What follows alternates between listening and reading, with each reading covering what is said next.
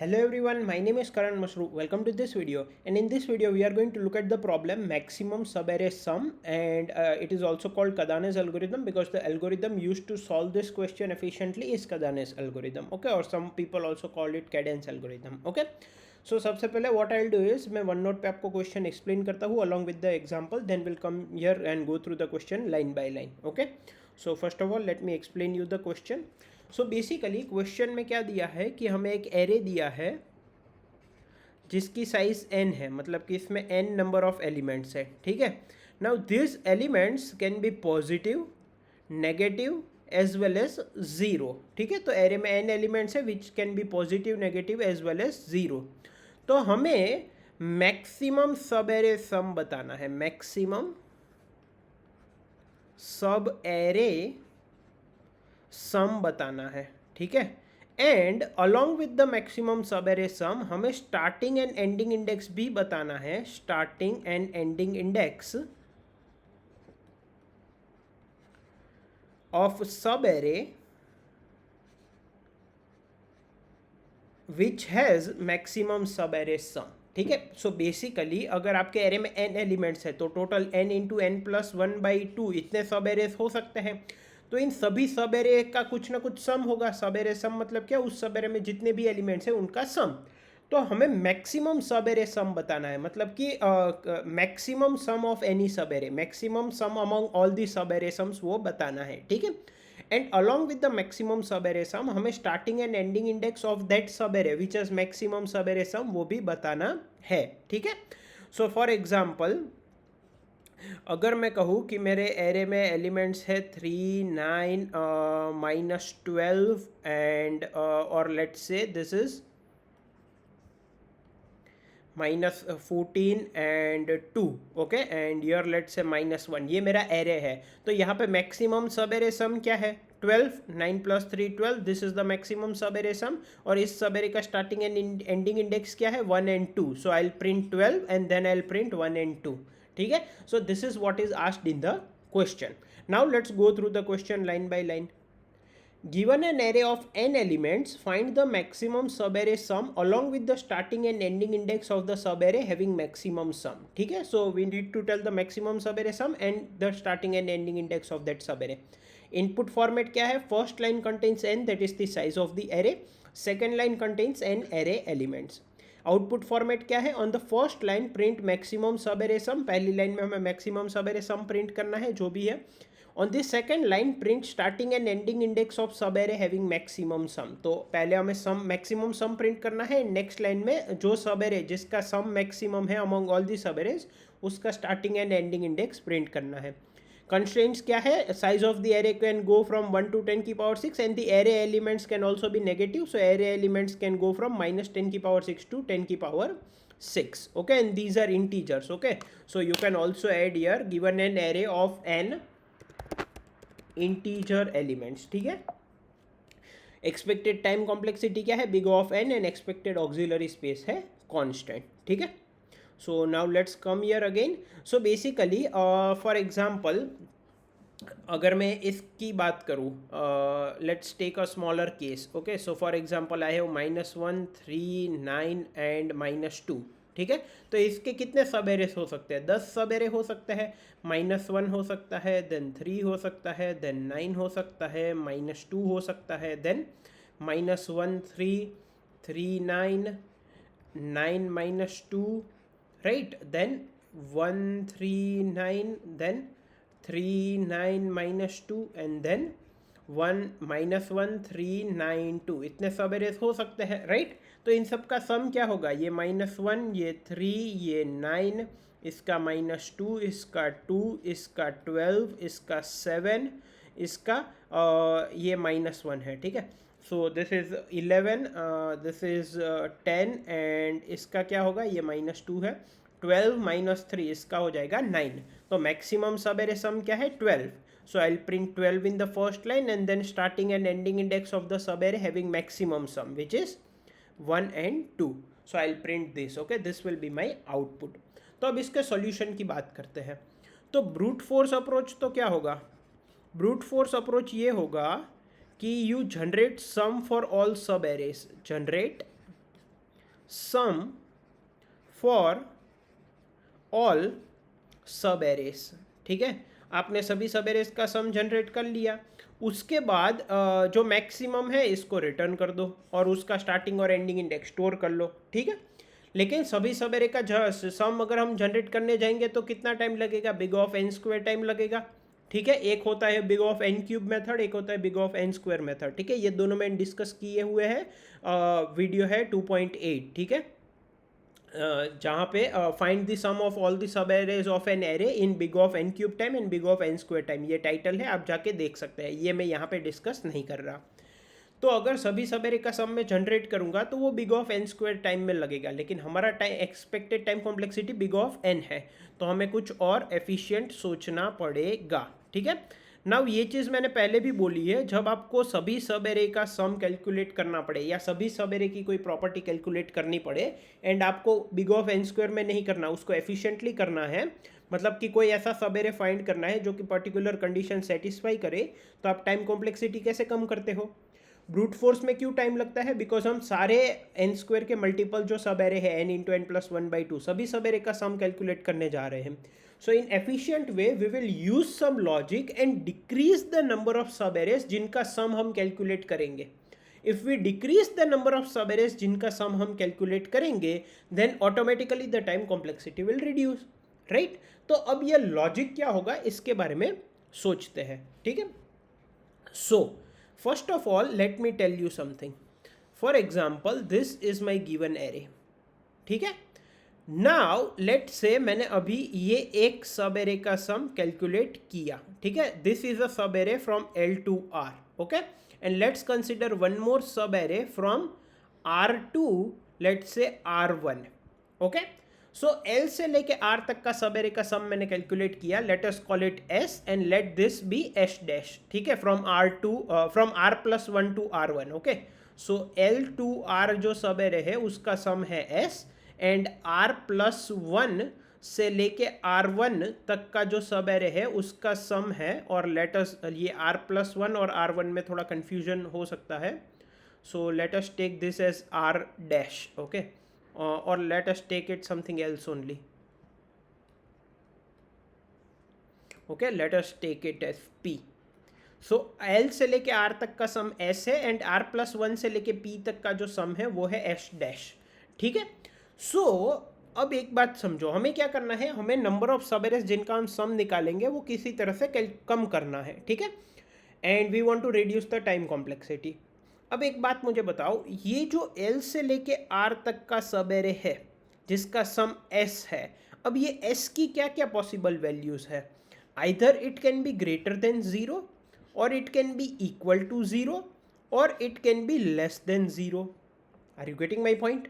ठीक है, अब अगर मैं so now my question is कि ये जो मेरा L से लेके R तक का सब एरे है उसको मैं अगर R प्लस 1 से लेके P तक का जो सब एरे है उसके साथ कंबाइन कर दूं, मतलब कि L से लेके P तक का सब एरे ऑब्जर्व करूं, तो ये R प्लस 1 से लेके P तक का जो सब एरे है उसका सम है S डैश। उसके साथ अगर मैं इस S को कंबाइन करता हूं तो कौन से केस में बेनिफिशियल होगा एंड कौन से केस में नहीं बेनिफिशियल होगा? So if the sum of L to R is 0, ठीक है, अगर मैं ये 0 जो है इसको मैं कंबाइन करता हूँ R प्लस 1 से लेके P तक के सब एरे के साथ, मतलब कि मैं अगर ये पूरा सब एरे कंसिडर करता हूँ, मैं इस सब एरे को इसके साथ कंबाइन करता हूँ when my this sum is 0 S, तो कुछ बेनिफिट होगा with respect to S dash, मतलब S डैश की वैल्यू बढ़ेगी कम होगी, क्या होगा? कुछ नहीं होगा, क्योंकि अगर यहाँ पे L से लेके R तक का सम 0 है एंड R प्लस 1 से लेके P तक का सम S डैश है, तो L से लेके P तक का सम क्या होगा? S डैश ही होगा, because S dash plus 0 is S dash.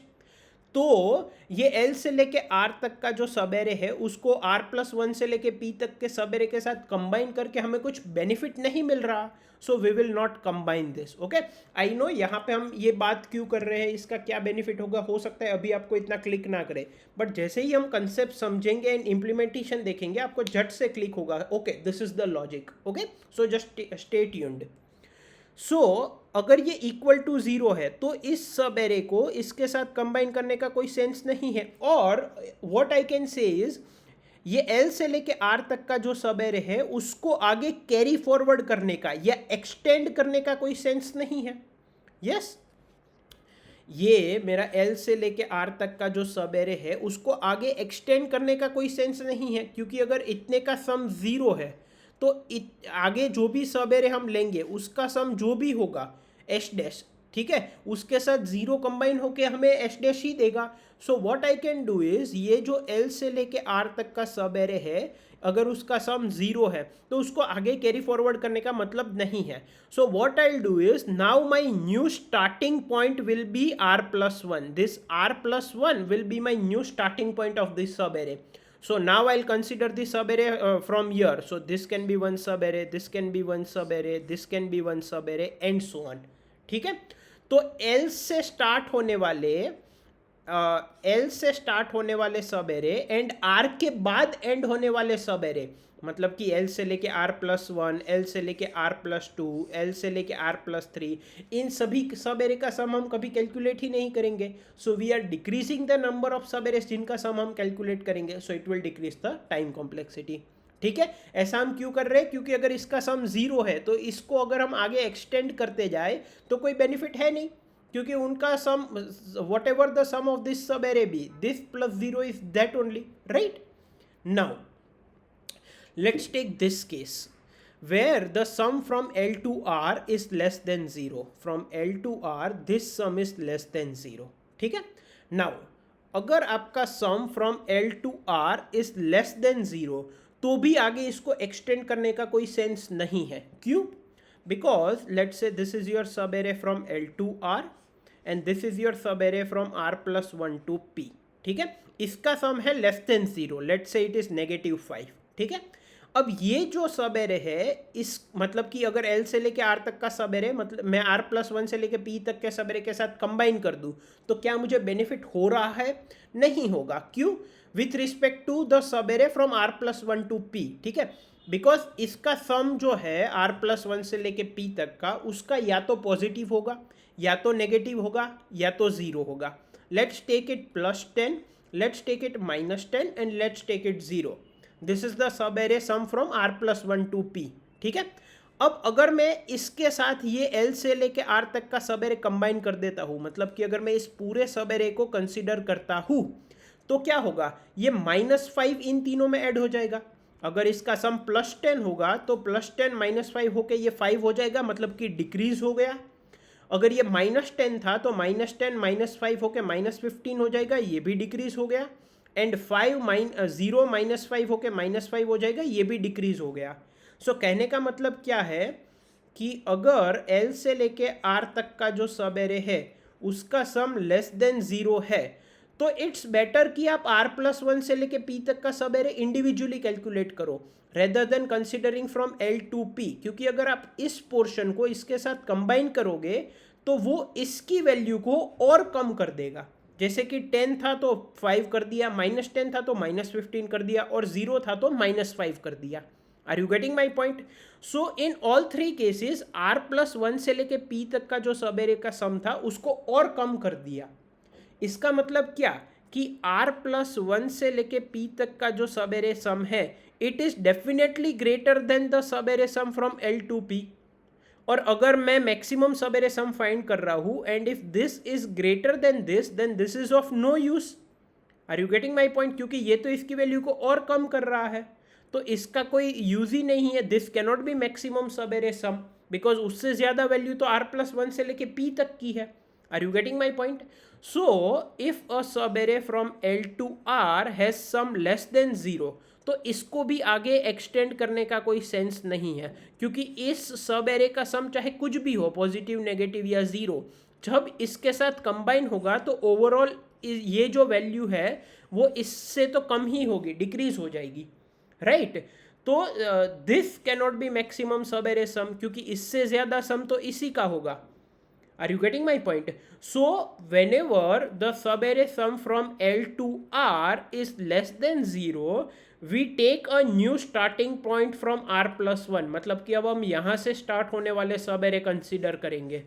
Are you getting my point? क्योंकि ये नेगेटिव है, इसको आगे कैरी फॉरवर्ड करने का कोई सेंस नहीं है, ठीक है। सो इन दोनों केस में हम आगे कैरी फॉरवर्ड नहीं करेंगे, ठीक है। So this two cases are the same only, ठीक है। अगर ये पॉजिटिव है तो आगे कैरी फॉरवर्ड करने का बेनिफिट है, ठीक है। हाउ? अगर L से लेके R तक का जो सब एरे का सम है अगर वो पॉजिटिव है, so for example if this is your सब array from L to R and this is your सब array from R plus 1 to P, अब इसका सम पॉजिटिव है, लेट्स टेक इट +5, ठीक है। अब R प्लस 1 से लेके P तक का जो सब एरे है उसका सम पॉजिटिव हो सकता है, नेगेटिव हो सकता है, 0 हो सकता है, +10 हो सकता है, -10 हो सकता है, और यू कैन टेक -2, ओके, या 0 भी हो सकता है। तो जब R प्लस 1 से लेके P तक का जो सब एरे है उसको मैं L से लेके R तक के सब एरे के साथ अगर क्लब कर दूं तो ओवरऑल मुझे सब एरे मिलेगा फ्रॉम L टू P। तो L से लेके P तक का सब एरे का सम क्या होगा? अगर ये R प्लस 1 से लेके P तक का सब एरे का सम +10 है तो +10 +5 +15 हो जाएगा, मतलब कि ये इंक्रीज हो गया। -2 +5 +3 हो जाएगा, ये भी इंक्रीज हो गया। एंड 0 +5 +5 हो जाएगा, ये भी इंक्रीज हो गया। बिकॉज इसका सम पॉजिटिव है, इसके साथ आप किसी की भी वैल्यू को कंबाइन करो तो वो चाहे नेगेटिव हो, पॉजिटिव हो या 0 हो, अल्टीमेटली इंक्रीज ही होगी। Are you getting my point?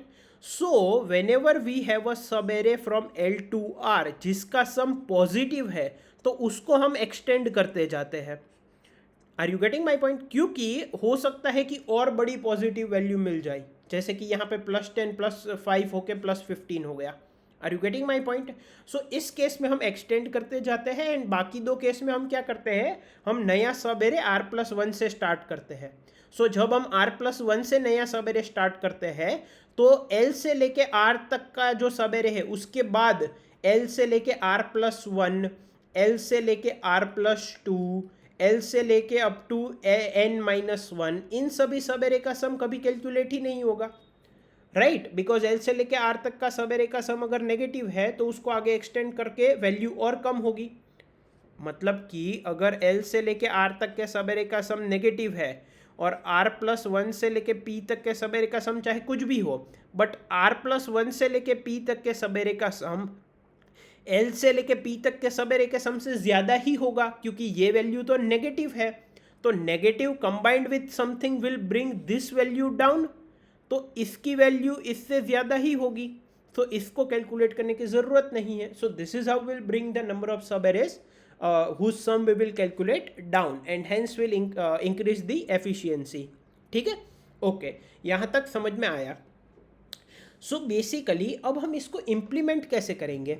So what we will do is we will take L equals to R equals to 0, will keep increasing the सब array length until we get positive sum. याद रखना, मैं कह रहा हूँ positive sum of this सब array, मैं ये नहीं कह रहा कि सब एरे में नेगेटिव एलिमेंट नहीं आएंगे।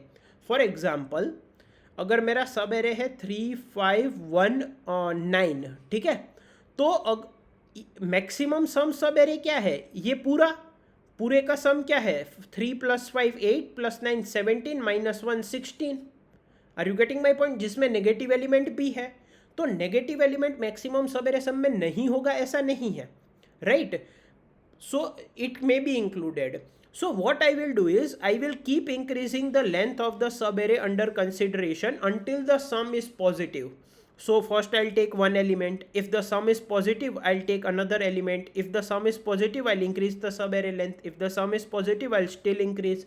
If the sum is positive, I'll still increase, and so on. If the sum is positive, I'll still increase. And at every step, I'll keep comparing my subarray sum with the answer variable. ठीक है?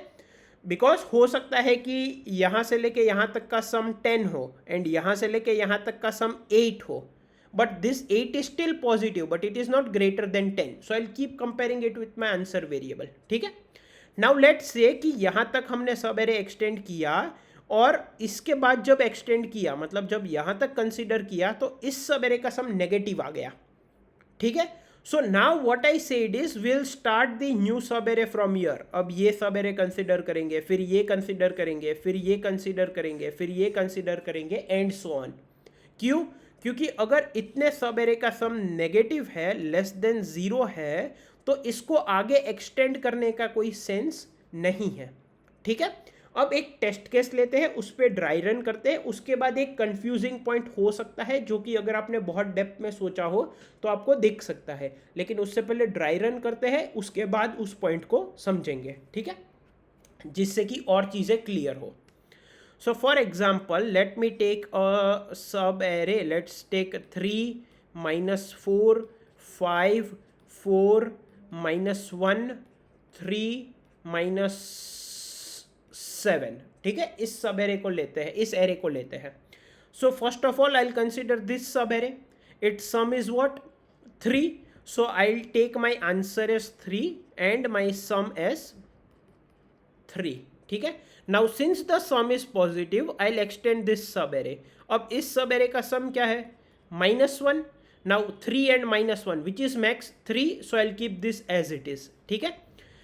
Now since the सब array sum is negative, my new starting point will be this, so now I consider this सब array. It sum is 5, क्योंकि ये -1 को आगे carry forward करने का सेंस नहीं है, so this will become 5 and 3 and 5 which is maximum 5, so I'll update this to 5. Now since it is positive, I'll extend it because positive added to something will give it will increase the value of this portion, ठीक है। So 4 plus 5, this will become 9. 5 and 9, maximum is 9.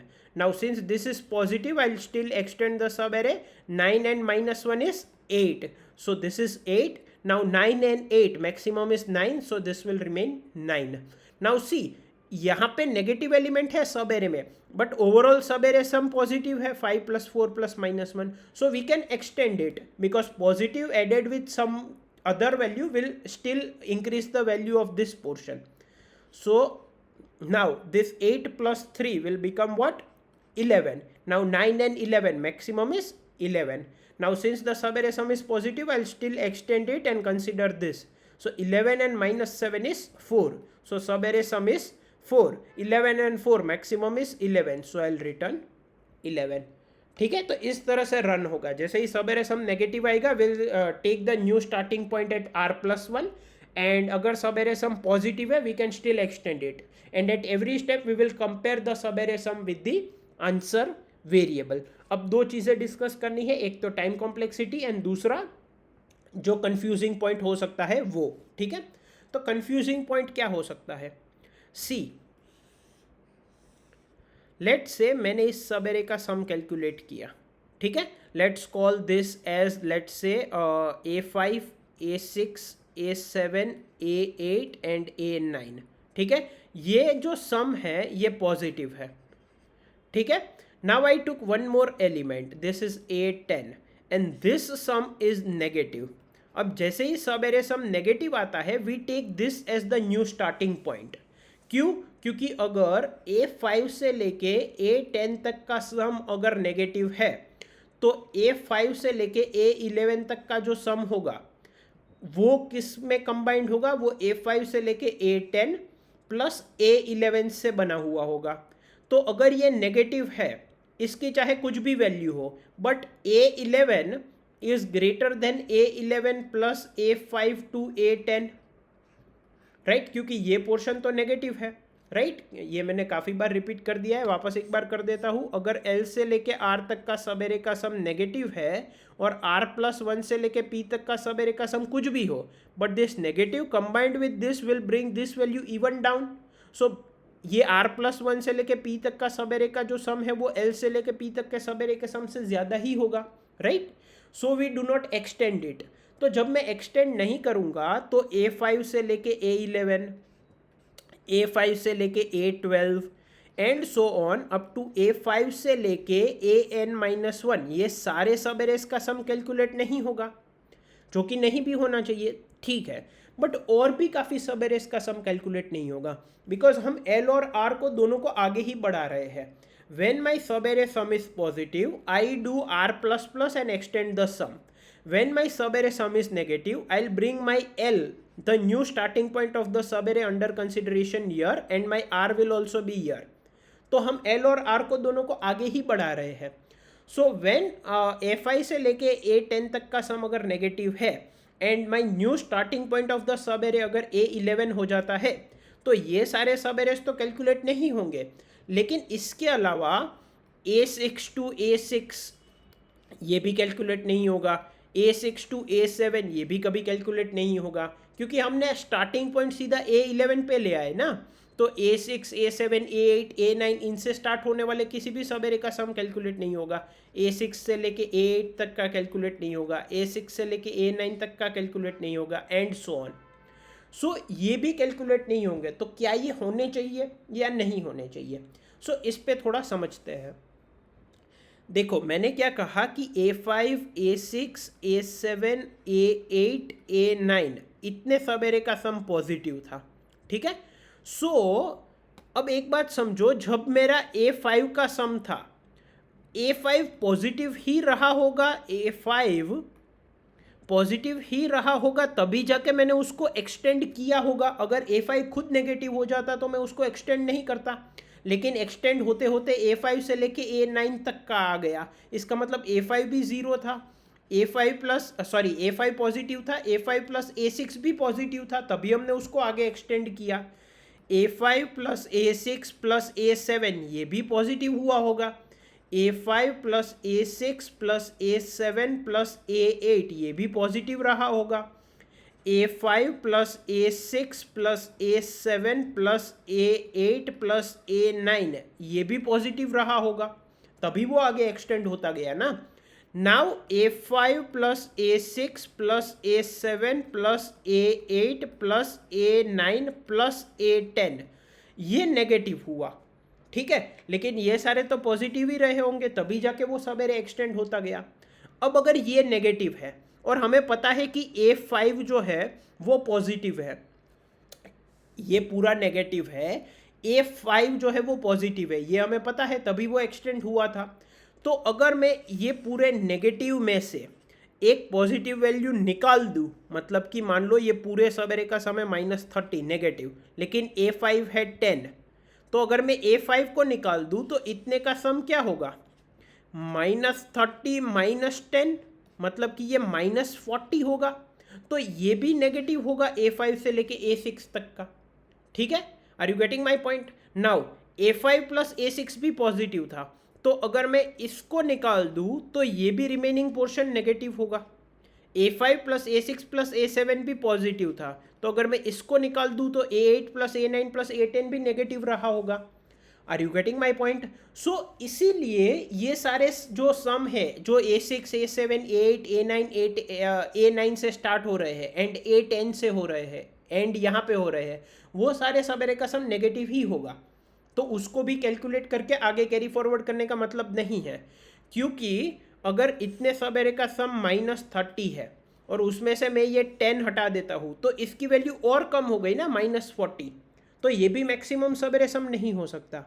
Are you getting my point? So sub array starting with A6, A7, A8 and ending at A10 all will be negative, and it will be even more negative than this A5 to A10, क्योंकि हम positive prefix हटाते जाएंगे.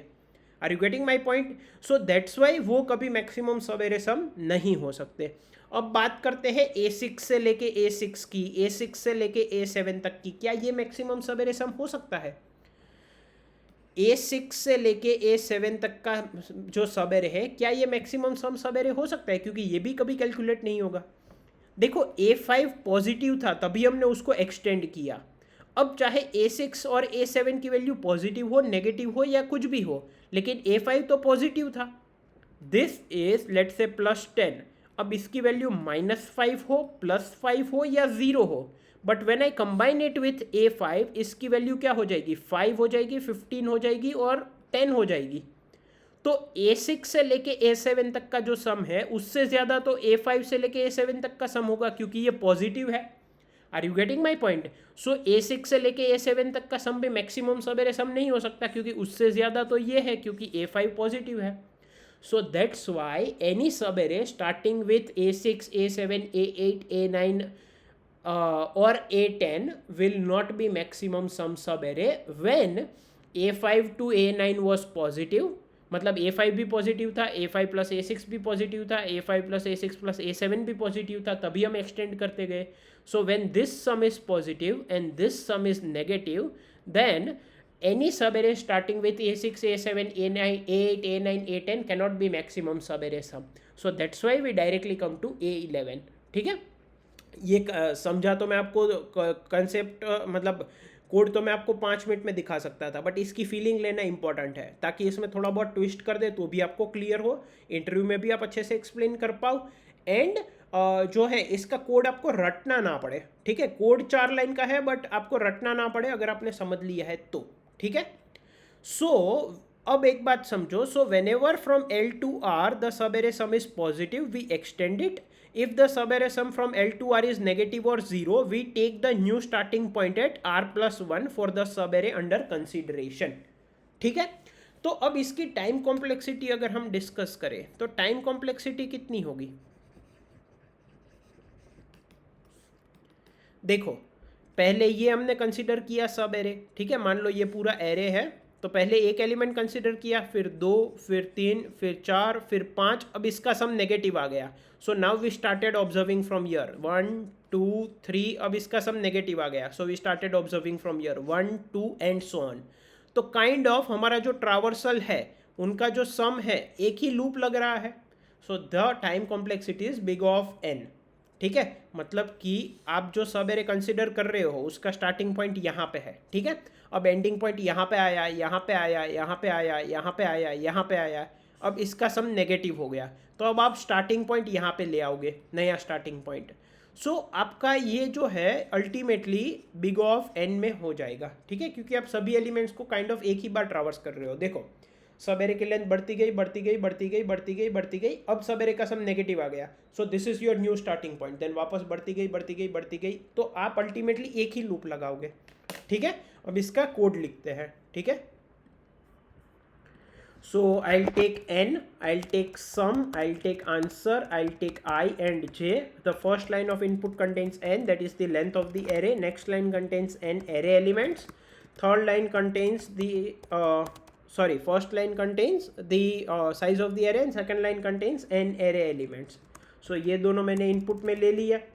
ठीक है, now answer variable को हमेशा किससे initialise करना है, इस पर मैंने एक अलग वीडियो बनाया है, initializing an answer variable one of the possible answer से. So I will say answer equal to a of 0. ये एक पॉसिबल वैल्यू है. नाउ सम की वैल्यू को मैं 0 कर देता हूँ, and I start extending the सब array from index 0. So for i equals to 0, i is less than n, i plus plus.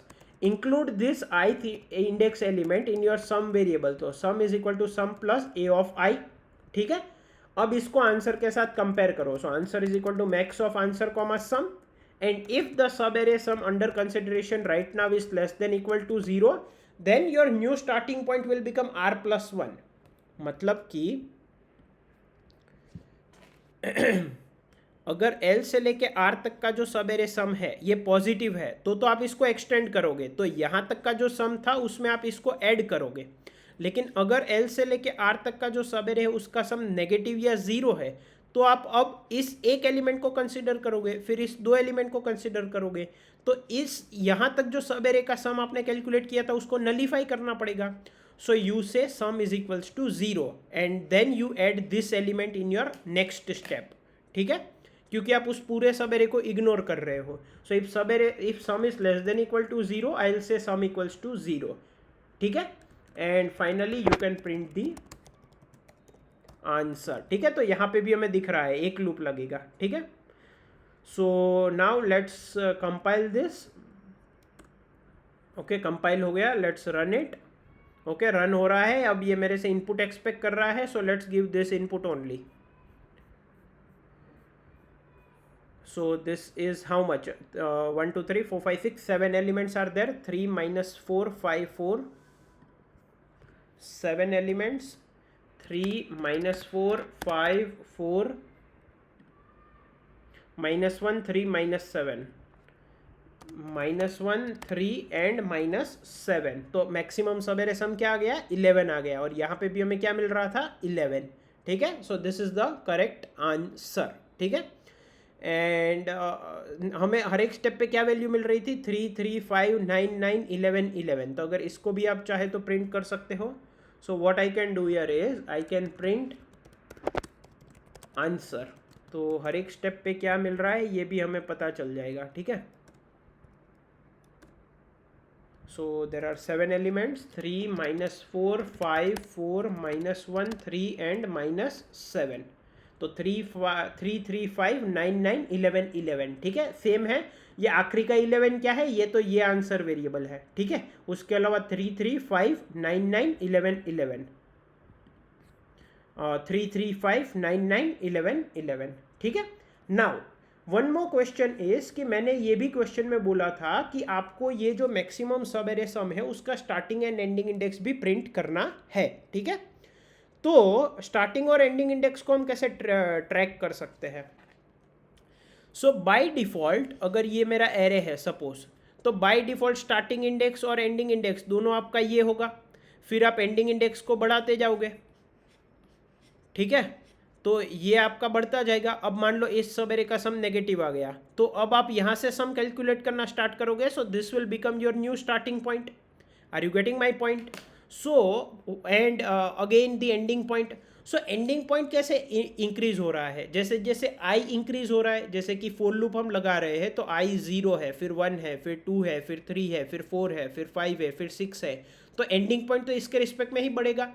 Starting point by default 0 होगा, एंड वेन एवर लेट से मैं अभी इस इंडेक्स पे हूँ और इस सवेरे का सब नेगेटिव आ गया, तो now my starting point will become i+1 for the next iteration, ठीक है। और एंडिंग इंडेक्स तो i के साथ ही चेंज होगा। So what I can do here is I can say let me take l, let me take r, and let me take answer l, and let me take answer r, ठीक है। Because L and R will be the starting and ending point of this subarray under consideration right now, and answer L and answer R will contain the answer values of maximum subarray sum, ठीक है। तो इसको मैं comment out कर देता हूँ पहले तो, and now I can say L is equals to 0 and R जो है वो I के साथ चेंज होगा। So at every step I can write R is equal to I, और what I can do is I can use instead of I can also use R for the for loop, but that's okay, ठीक है। और यहाँ पे मैं क्या करना है, if answer is greater than sum, answer is equals to sum, and answer L is equals to L, and answer R is equals to R। Also by default जैसे हमने आंसर को a ऑफ 0 से initiate किया, तो इस point of time पे answer of L 0 हो जाएगा एंड आंसर ऑफ R भी 0 हो जाएगा। मतलब कि हम पहला एलिमेंट है वही मैक्सिमम सवेरे समय ये अज्यूम करके चल रहे हैं, ठीक है। सो अगर आंसर ग्रेटर देन सम हुआ तो ये चीज़ें चेंज हो जाएगी, and whenever our new starting point is going to be i+1, मतलब करंट सवेरे का sum greater less than equal to 0 है, तो नया स्टार्टिंग पॉइंट हो जाएगा i+1। So in that case I will say L is equals to i+1। R तो I के साथ चेंज होगा ही, लेकिन L यहाँ पे चेंज हो जाएगा, ठीक है। तो इसको अब सेव कर लेता हूँ and I just compile it. Compile हो गया, let's run it. So 7 3 -4 5 4 -1 3 and -7, ठीक है। तो यहाँ पे क्या प्रॉब्लम आ रही है, पहले तो हमने आंसर L और आंसर R को प्रिंट नहीं किया, दूसरा यहाँ पे मैं प्रिंट क्या कर रहा हूँ, ये -1 क्यों आ रहा है आंसर में। So answer was equal to a of 0 for I equals to sum is equal to sum plus a of I if sum is greater than answer, sorry, sum calculated till now is greater than answer, then sum answer is equals to sum and so and so। तो यहाँ पे मुझे answer print करना है and उसके बाद answer L print करना है एंड आंसर R प्रिंट करना है।